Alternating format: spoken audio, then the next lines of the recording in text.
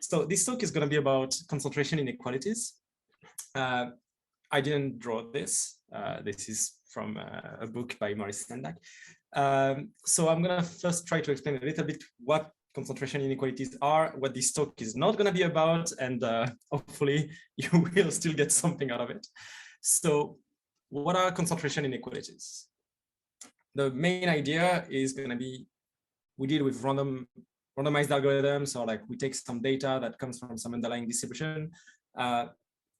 We want to say something about it. So from the most abstract point of view, we will have some random variable x, and usually what's easy to compute, not always, but usually what's easy to compute, is its expectation if it has one. So let's say it has an expectation, which like we know what it is. So maybe you can bound like the running time of our algorithm, or like maybe we can say that like, yeah, that quantity I'm estimating, like it's a good estimate for what I want on expectation. And then we might want to be able to say, yeah, but also it's going to be close to its expectation most of the time. Can we say that? And like, unfortunately, in general, we can't. There are some examples where like things are actually far from their expectation all the time. But under some assumptions, we can say that kind of things. And that's what the concentration inequality is about. So again, we've got a random quantity and we want to say like, yeah, it's concentrated around some value, usually its expectation with high probability. And all that is like, we need to make that formal, etc. But that's the main idea. So again, why do we care about that? If you didn't buy my little speech at the beginning, like, oh, we estimate stuff, etc.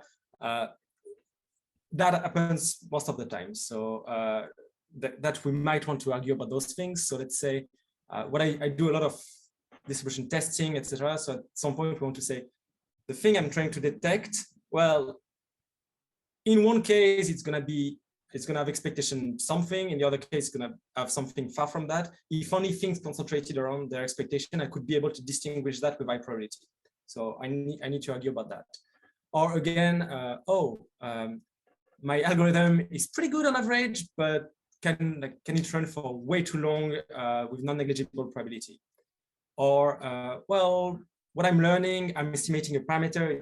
It's going really well. I've got an unbiased estimator. That's good, but can it just fluctuate arbitrarily around it, or is it going to be, if I take enough data, that's going to be good and things are going to converge? So again, that's the kind of idea. And I'm not going to assume a lot, but you probably have seen Markov's inequality at some point.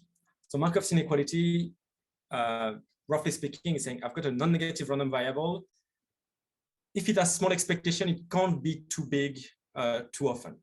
So like formally, the statement is on the slide. It's just saying the probability that a non-negative random variable exceeds A is at most expectation over A. And if you've never seen the proof, that's the one-liner. The expectation of X is at least the expectation of X times some indicator of whatever. And I can just put that string of inequalities and I get the statement here. Just like as a check, I assume X is non-negative. If you want to like have fun, check what fails if it's not. It's actually like important to figure that out.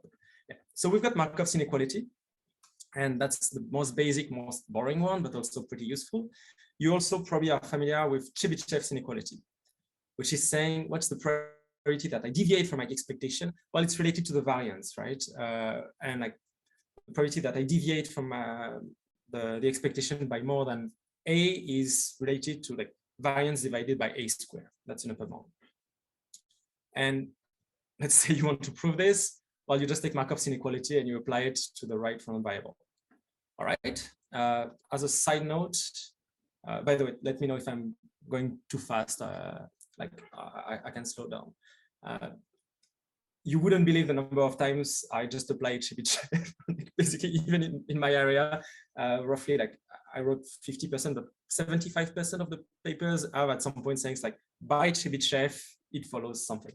So it might be like a basic inequality, but it's pretty much important. The last one you might be familiar with is Chernoff. So like, I don't know if you've seen those papers that always say like buy a Chernoff bound, and we're not going to give you any details, but like the statement follows. So that's pretty common. So Chernoff's inequality is basically saying the probability that my random variable x, arbitrary, doesn't need to be non-negative, by the way, exceeds a is at most this weird quantity, which is I get to pick t and then I compute that, like the MGF, like the moment generating function, like the expectation of the exponential, whatever, divided by that. So that looks intimidating. This might not be exactly what you've seen in terms of Chernoff bound, but that is proven that way. And again, the idea is like I just apply Markov's inequality to the right random variable, and then I optimize the t to get the best possible thing I can get. So that's so at that point, two comments. First of all, looks like everything is just Markov's inequality, which is a slight bummer. And the second one is how many slides do I have? Where I'm just gonna give you some concentration inequalities and a one-liner. So first of all, I'm not gonna do that more. I just wanted to make a small point. And second, no, not everything is Markov's inequality. Actually, there's much more than that. But it's kind of worth knowing those tricks. So I encourage you, if you haven't done that, to like look at like your favorite or like your least favorite concentration inequality that you might have to use and try to prove it and like do that. That builds intuition that allows you to figure out like where those things come from, which is never a bad idea. And then like do that once and don't do it again. Like somebody, like you should not keep like proving those things. That is a bad use of your time. That just like do that once, figure it out, and then like use something else. So the point I want to make in this tutorial is actually like read books about those things. So like I'm gonna give a few references, but that's one. I came with props, especially those that discuss the why, right? Where do those things come from? What do they mean? Try to build intuition. Like I hate the word intuition because it's just like something you build after seeing those things. But yeah, where do these things come from? When should I use one, etc., etc. Oh yeah, that's going to be on the next slide or like 2 slides from here. It's concentration inequalities by Boucheron, Lugosi, and Massa. But yeah, like the idea is like get the general ideas, like know basically what you can expect. Don't focus too much about on the details. Like, you know, if like, oh, this inequality has that particular constant in the exponent, is like most of the time nobody cares. We just want to know roughly the statement, and then you can check those things. For example, like 2 useful things are like, well, sub-Gaussian random variables. What is a sub-Gaussian random variable? There's a definition, but basically it's things that like look like a Gaussian in terms of the tails. So you can expect things to go as well, like to go roughly like what a Gaussian would do. If I take a sub-Gaussian and I square it, that gives me a new random variable. What is this? Like, oh, it's going to behave like an exponential distribution. So what is a sub-exponential distribution? What can I expect? Those kind of statements. Don't worry too much about like what is the best constant I can put in that thing, etc., etc. So for example, here are a few things. One of them is not real, by the way. Markov, Chebyshev, Chernoff, Bennett, Bernstein, Azuma, McDiarmid. I could give all the statements that would serve literally no purpose. The whole point is read something about them. One of the references I'm going to give, maybe like try to prove them once, like, or they go see an application, and then like use that as an index, right? If at some point in your research you have to prove something like that, first of all, most of the times you're good with Chebyshev, Chernoff, or Hoeffding. You don't need the fancy ones, but sometimes you might. But then like there's no point in you just like knowing that by heart. You just Google it, ask on Stack Exchange or like Math Overflow, or like pick up a book and like check those things. Just as long as you know roughly what you want and like that there is something that might give the right thing if you squint at it, then like you don't need to be an encyclopedia. We have encyclopedias. So here's one. Oh, I see Ellen gave the link already. So this is a very good book. It gives a lot of intuition, etc. It's kind of big, but you like, I can't say I read the whole thing, the first few chapters I know. This is another, which is pretty good and a bit more specialized about how to prove things about randomized algorithms. And so you probably have access to those things through some library. I will not say anything more specific, but like you can find them on the internet otherwise. So yeah, those are good to have. A third one that I really like, and this one is actually, like the draft is actually online on the website for the book, is high dimensional probability. And again, it's a good book because it tries to provide some insight about what is going on. And it has quite a few like really good applications as well. If you're more into watching videos, there is that very good class, I think it was from 2017, or like, it's pretty recent, by Aditya Gopalan and Himanshu Tyagi. So there is a website for it as well with lecture notes, but basically those lectures are on YouTube. I think there are like 12 lectures going from the basics to things I don't think I know. But I mean, they're very good at explaining those things as well. So I encourage you to check those. I think, yeah, if you want, I can also put the links on the chat afterwards, or like my slides are going to be available, I think. And also, I encourage you to read anything you can find by David Pollard, if you can find that online. He has a bunch of very good PDFs on his website, and sometimes they disappear, sometimes they reappear. It's usually very insightful. The notation is sometimes a little bit specific. He has some taste in notation that I can't say everybody share in terms of like which symbol to use. But often it's also kind of entertaining. Like he will provide like some judgment about how something was proven in a paper, and like it's just kind of amusing. So the one I put here is specifically about concentration inequalities. He has a lot about various things. So during Jamie's talk, there was a question about how do we decide which metric of probability distributions to use. He has a whole write-up about like Hellinger versus total variation versus whatever, like Kullback, Liebler, and how they relate to each other. So this is a set of good resources usually. So those are references I encourage you to look at. Again, this talk is not going to be about a list of concentration inequalities, because that would be a waste of your time. I think you would not necessarily remember all that, and well, just give you a bunch of statements for no reason. I'm still going to give you some, I guess, like nuggets of things. Hopefully you'll find that useful. So first of all, Markov's inequality is only for non-negative stuff. I made that mistake in a paper. You can't just apply that to random variables that could be negative. It's tempting, but it doesn't work. Chebyshev's inequality, it's not fancy, right? Chebyshev's inequality, it sounds like something you learn early, or like, it's actually very useful. So two things about it. First of all, it's good enough as long as you just want to say something happens with constant probability. Like, oh, I want that to happen with 99% probability. It's just like, well, Chebyshev is probably going to be good enough. It gives some good intuition.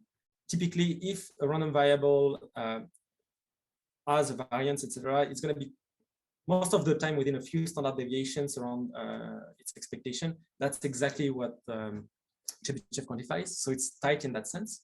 As long as you just want to say with constant probability again.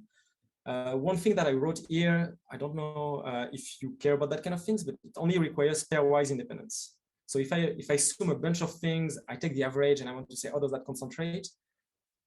Well, you could use fancy inequalities or even Chernoff, Hoeffding, or whatever, but those, we're going to see that's not exactly true, but those require independence of your random variables. Chebyshev, you're just looking at the variance. What is the variance? It's just like a square of things. If you like, you're only going to look at products of at most two random variables. So as long as like they're pairwise independent, that holds. Sometimes that's actually useful to have. So that's a good thing. And also variance might be easier to compute and so on and so forth. When Chebyshev is not enough, usually Hoeffding or Chernoff bounds are enough. So rarely you will need something fancier, but you know, start with those. If you need something more complicated, check one of those references, or ask again. Don't be afraid to ask on Stack Exchange or Math Overflow. Yeah.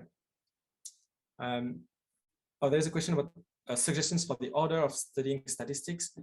So yeah, I'm just mostly talking about like concentration phenomena, etc., like giving those references, but there are very good books about how to start learning various topics in statistics. I think the Martin Wainwright book on high-dimensional probability is really good. The book by Roman Vershinin, the high-dimensional probability, also gives a lot of things.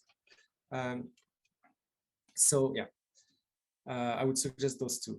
Another question is like when Chernoff and Hoeffding both apply very often, they don't exactly give the same kind of statement. One of them is a bit different. So I'm gonna do a quick thing to find a PDF, or maybe I can just send it to you later. One of them is bigger, like is better when your random variable has a higher, like a bigger mean in some sense. So at the end of the day, Chernoff is meant to, in my understanding, is meant to deal with I deviate from the mean multiplicatively. So I'm gonna be like 1 plus gamma times the expectation, or like 1 minus gamma times the expectation for gamma between 0 and 1. So that's the kind of stuff it will give. So it's a multiplicative thing. And of course, you can rephrase it to get some additive thing, but like it's more like a relative thing. So it's good when the expectation is small, that's a stronger guarantee than Hoeffding, that is more like an additive thing. I'm going to deviate by an additive epsilon from the expectation. So again, you can still like reparameterize so that they are both additive, but at the end of the day, Chernoff will be slightly better or like much better when you have a relative kind of guarantee that you're trying to achieve. So you also have fancier inequalities like Bernstein or Bennett. If you ask me to tell you exactly right now which one of them is which, I wouldn't be able, but I think Bennett is slightly tighter, but slightly more horrible to interpret or like to write down. Both of them have the best of both worlds. They are basically saying you're going to deviate from your expectation with like a term that becomes that is sub-Gaussian when you're near the mean, and then it decays exponentially when you're further. So it's like kind of like I get both like sub-exponential tails and near the mean like sub-Gaussian. So it's a bit tighter than Chernoff or like a lot of things, and sometimes it's necessary, but again sometimes. Like, so that's also like maybe something you might want to keep in mind. If at some point you're just like, that's annoying, like Hoeffding doesn't get it for me, it looks like I need some like different behavior, well, maybe you want to check those two, especially Bernstein because it looks simpler. And then like always do some sanity checks. That's something that I had a teacher that kept saying that, stop like to the class, not just to me, but also to me, stop just like trying to prove things without checking whether they make sense before. If something doesn't hold for a Gaussian, like maybe it's still true for your particular case, but you should step back and like think about it. If something looks too good to be true on an example, or like it's just false on an example, don't try to prove it. It's probably not going to be true. So those kind of things, it's very tempting to just try like to look for the biggest hammer because I want to prove something. Something has to be able to give that to me. Maybe what you're trying to prove is actually false. So it's good to run some little checks. God forbid if you want to code an example and see on a simulation what that gives, that's also a good idea. But yeah, sanity checks help. So I'm just gonna give like quickly three vignettes about extra things that were not in that list. So I think I'm mixing the metaphor between nuggets and wild things, but hopefully that's okay. So the first thing is a lot of things you're going to see say take independent random variables or even like IID, independent and identically distributed, sum them, the sum behaves like this. Sometimes things are not independent. That's a bummer. Is there anything you can do? And in many cases, there's still a lot of things you can do, including just applying exactly the same bound. So if you're random variables that you're summing and you look at something for the sum have some nice structure. One of them is being negatively associated. Then you can just apply the same bound and not think about that. What does negatively associated mean? It's a bit annoying to like actually phrase and prove, but basically what you should look at is like, oh, these things are negatively correlated. Are they actually negatively associated, which is stronger? I don't know, but I can check because there are a lot of examples documented, especially in that reference. If it's the case, then you're good. So a typical example is just like balls in bins. If I take n samples from like a discrete distribution, the number of times each element is seen is not independent because I mean they always sum to n, but they are negatively associated. If one of them is large, the other has to be small, like this. Yeah, because they sum to n. So what that means is they behave at least as well in terms of concentration as independent stuff. So that's often useful. If your own variables are not independent, there's still some hope.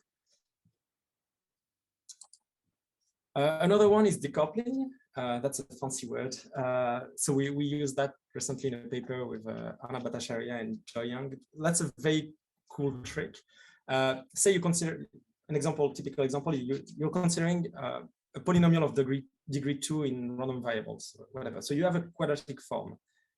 Well, the terms of that sum are no longer independent just because, I mean, you can check xi, for example, x12 appears in a bunch of terms. So that's annoying. But can I still say something? Well, they're not necessarily negatively associated, so I can't use the previous slide. That would have been nice. Maybe I can just replace one of the x's by like y, which is the same thing but independent, and like analyze that instead. Can I do that? And actually, decoupling is saying exactly that. Just like yeah, you can. You lose like a factor 4 somewhere, but like in a bunch of cases, you can just say like, it would be nice if I just multiplied independent things instead of non-independent things. Can I do it? And the answer is like, well, sure. So you don't have to read that. By the way, I'm just showing there because that's where my slides are for me. You don't have to read that theorem. That's a theorem in one of the references I gave earlier, the one that has a free draft online. There's also a whole book about those things and like in general, like Banach spaces or whatever. Again, like way above my pay grade, but you know, that's the kind of statement that can be useful. And I think I have like maybe 1 more minute or so. Oh yeah, how do I move from this result to a concentration bound? Well, the idea is this will be easier to analyze. Why? Let's say I want to look at the expectation of the exponential t times that, like the moment generating function of this thing. Then like things are independent, so I can actually do a lot more with that than I could do before when the things were not independent. Just because, well, expectation of products and is product of expectations and so on. And then I can apply the Chernoff kind of idea to get a concentration bound, for example. In general, independence really helps to prove a bunch of things. So that's the kind of idea. The last one is not about concentration. Sometimes you exactly want to do the opposite of concentration. I want to argue that like now things are gonna not be too concentrated. Why would I want to do that? Maybe I want to detect something. Maybe I know that something has mean 0, but actually pretty large variance, and I want to be able to distinguish that between like mean 0 but like large variance and something that has mean 0 but small variance. So for the second one, I want to say it's concentrated around 0, and for the other one, it's like it's still far from 0 with some constant probability. That's called anti-concentration for that reason, and there are several results that I don't know about that. I know one. So yeah, typically you want to say like things will be, I don't know, constantly far from their expectation with constant probability, let's say. And that's true for a Gaussian. Let's just check that. It's true for a Gaussian. You can just, yeah. So I know one trick for that. It's called the Palais-Zingman inequality. it's kind of simple to state. It's something that like it's basically the only anti-concentration inequality I know. So it has been pretty useful in a few papers. So if at any point you need to you want to prove that kind of things, just check it. It's on Wikipedia. And here's like a typical statement that this would imply. If I've got a random variable that has mean 0 and like finite variance and finite fourth moment, or whatever, the probability that it's like some constant times a standard deviation away from 0 is at least, well, constant times like the ratio of second moment divided by the fourth moment. So that might seem a bit weird. Why would I want to even prove that? But if that ever comes up, just like Palais-Zygmunt is a good way to start. So that's pretty much what I wanted to say. I hope you were not expecting a long list of concentration inequalities. If you want one, I can provide one to you. I'm not sure that's, I mean, other people have done that much better. But yeah, if you have questions, I'd be happy to try and answer. Yeah, thank you so much. Any remaining questions?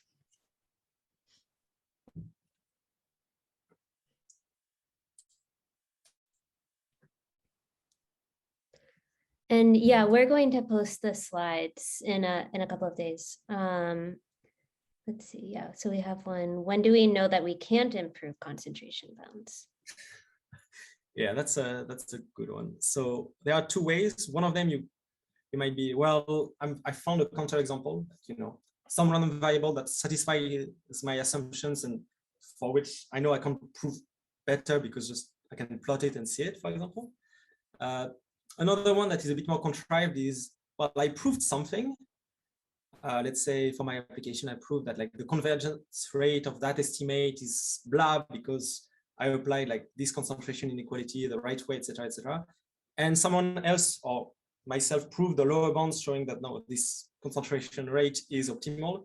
Well, if I could improve the concentration bound, then I could improve the convergence rate. That would contradict the lower bound, so I can't. But yeah, most of the time it's just find a counterexample if showing that no, this is actually tight, or at least up to some constant in some case, so I can't hope for better. Okay, well, yeah. Oh, we have another. Let's see. Do we know exactly the largest class of distributions that satisfy Chernoff-like bounds? I do not know that. I'm pretty sure one of the books I have like has some discussion about that kind of stuff. But yeah, it's kind of, yeah, I'm not sure what exactly would be the statement to answer for that.